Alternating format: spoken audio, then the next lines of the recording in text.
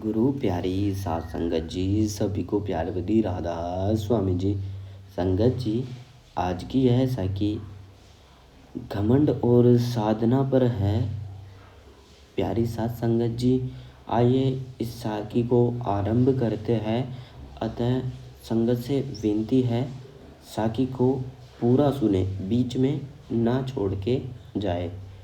एक संत कबीर गांव के बाहर झोपड़ी बनाकर अपने पुत्र अजय के साथ रहते थे।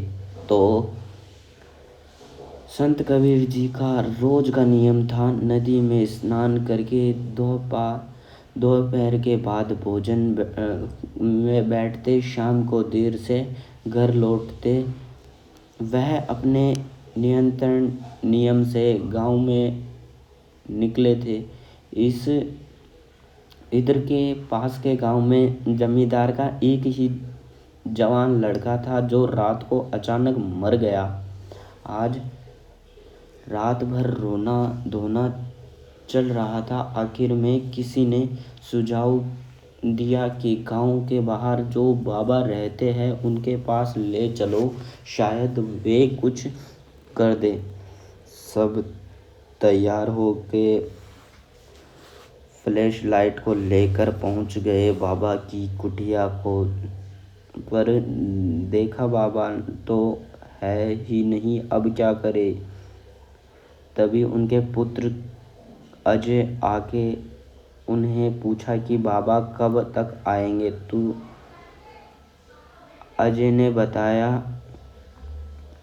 अब उनकी उम्र हो गई है, सब मंदिरों के दर्शन करके ही लौटेंगे। आज रात हो जाती है, आप काम बोलो क्या है। लोगों ने लड़के के मरने के बताया दिया।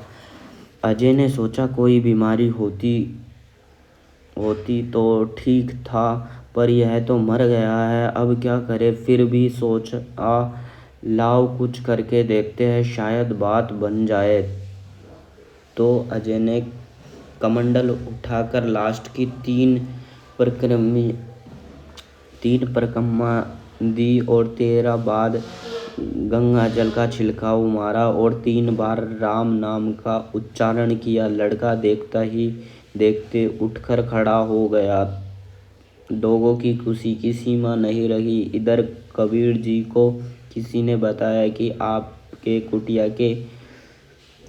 की और गांव की जिम्मेदारी और सभी लोग गए हैं। कबीर जी झटकते कदमों से बढ़ने लगे। रास्ते में ही लोगों ने नाचते कूदते मिले। कबीर जी कुछ समझ नहीं पाए। अजय से पूछा क्या बात हुई, तो अजय तो कुछ और ही बताने लग गया। बोला गुरुजी, बहुत दिन से आज आपसे बोल रहे थे, ना तीर्थ पर है ना यात्रा पर जाना है, तो अब आप जाओ, यहाँ तो मैं सब संभाल लूँगा। कबीर जी ने पूछा क्या संभाल लेंगे तू? अजय बोला हाँ, बस यही, मरे को जिंदा करना, दिमाग को ठीक करना, यह तो सब अब मैं ही कर लूँगा।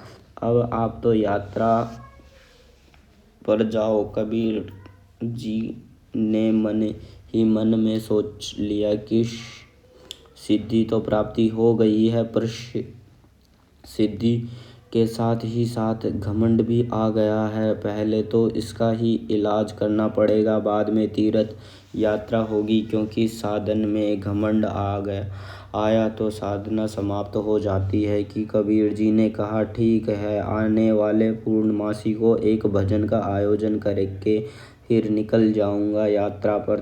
तब तुम आसपास के 25 संतों में मेरे चिट्ठी जाकर दे आओ। भोजन में आने का निमंत्रण भी देना। कबीर जी ने चिट्ठियों में लिखा था, अजय भाई का कपूत कबीर को कुलगांव टू कमांड चिट्ठी लेकर गया कि एक संत के पास। उनको चिट्ठी पढ़ने के वहां समझ गए कि उन्होंने अजय का मडोला और पूछा कि अचानक यह भजन के आयोजन का विचार कैसे हुआ।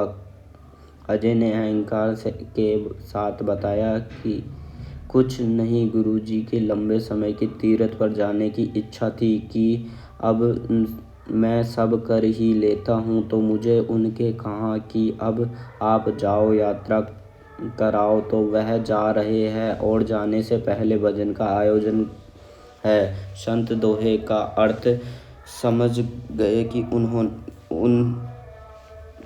उन्होंने अजय से पूछा कि तुम क्या क्या कर लेते हो। तो बोला, वही मरे हुए को जिंदा कर लेता हूँ और बीमारी को ठीक कर देता हूँ। जैसे काम की संत जी ने कहा, आज रुको और शाम को यहाँ भी थोड़ा चमत्कार दिखा दो। कि उन्होंने गांव की खबर करा दी। थोड़ी देर में 200-300 लोगों की लाइन लग गई और नाना प्रकार की बीमारी वाले संत जी ने अजय से कहा, चलो इन सभी की बीमारियों को ठीक कर दो। अजय तो देखकर चौंक गया। अरे इतने सारे लोग, इतने लोगों को कैसे ठीक करूँगा कि यह मेरे बस का नहीं है। संत जी ने कहा, कोई बात नहीं, अब यह आए हैं तो निराश लौट आना ठीक नहीं है, तुम बैठो। संत जी ने लोटे में जल लिया और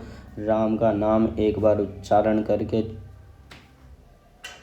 छेद दिया कि यह लाइन में खड़े सारे लोग ठीक हो जाए। फिर दूसरी लाइन पर छींटा मारा, वे ठीक हो गए। बस 2 बार जल के छींटे मार कर 2 बार राम राम बोला तो सब ठीक हो करके चले गए। कि संत जी ने कहा, अच्छी बात है अजय, हम बचन में पाएंगे। पास के गांव में एक सुंदरदास की रहते हैं, उन्होंने भी जाकर बुला लाओ। फिर सभी इकट्ठे होकर चलते हैं। भोजन में अजय चल दिया। सुंदरदास जी ने बुलाने सारे रास्ते में सोचता रहा कि यह कैसे हुआ कि एक बार राम कहते ही इतने सारे बीमारियों लोग ठीक हो गए हैं। मैंने 3 बार प्रदक्षित किया, 3 वर्ण गंगा जल छिड़काओ, 3 बार राम राम का नाम बोला, तब बात बनेगी। तो यह सोचते सूरदास जी की कुटिया पर पहुंच गया। जाकर सब बात बताई कि क्यों आना है। अजय सुना ही रहा था कि इतने में सूरदास बोले, बेटा चले जल्दी से दौड़कर जा, टेकरी के पीछे नदी में कोई बाहर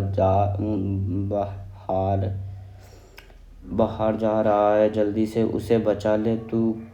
अजय दौड़ के गया तो 12 दूरी पर से देखा है कि नदी में एक लड़का बहा जा रहा था। अजय नदी में कूद गया और लड़की को बाहर निकालकर अपनी पीठ पर लाद के कुटिया के तरफ में चलने लगे।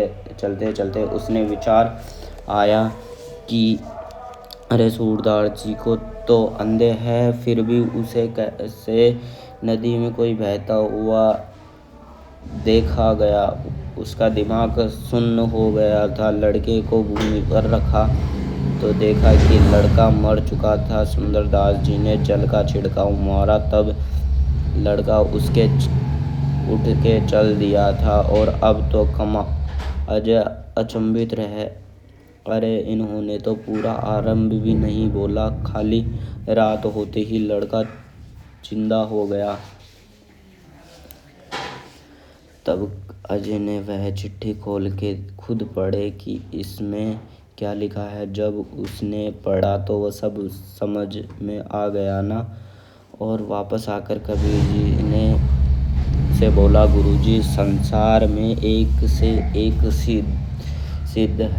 सिद्धि है, उनके आगे मैं कुछ नहीं हूँ। गुरुजी, आप तो यहीं रहिए, अभी मुझे जाकर भ्रमण करके बहुत कुछ सीखने को समझने को ज़रूरत है। ताकि क्या तात्पर्य है कि गुरु की कृपा के सिद्धियों में मिलती है, उनका आशीर्वाद होता है तो साक्षात ईश्वर आपके साथ खड़े होते हैं। गुरु गुरु गुरु ही रहेगा, वह शिष्य के मन के सारे भाव पढ़ लेता है और मार्गदर्शन बनकर उन्हें पतन से बचाते हैं। कि गुरु प्यारी साध संगत जी, आज की है आज की साध संगत जी गुरु और शिष्य के बारे में ही, कि जब गुरु किसी शिष्य को देखते हैं, गुरु कोई शिष्य को शिक्षा देते हैं, कोशिश अपने आप को कैसे गुरु से बड़ा समझने लगते हैं, तो गुरु प्यारी साध संगत जी, आज की साखी यहीं समाप्त होती है। अतः आपको साखी अच्छी लगे तो वीडियो को लाइक करें और चैनल को सब्सक्राइब करें, ताकि आपको नई नई साखी सुनने को हमारे चैनल पर मिले। राधा स्वामी जी।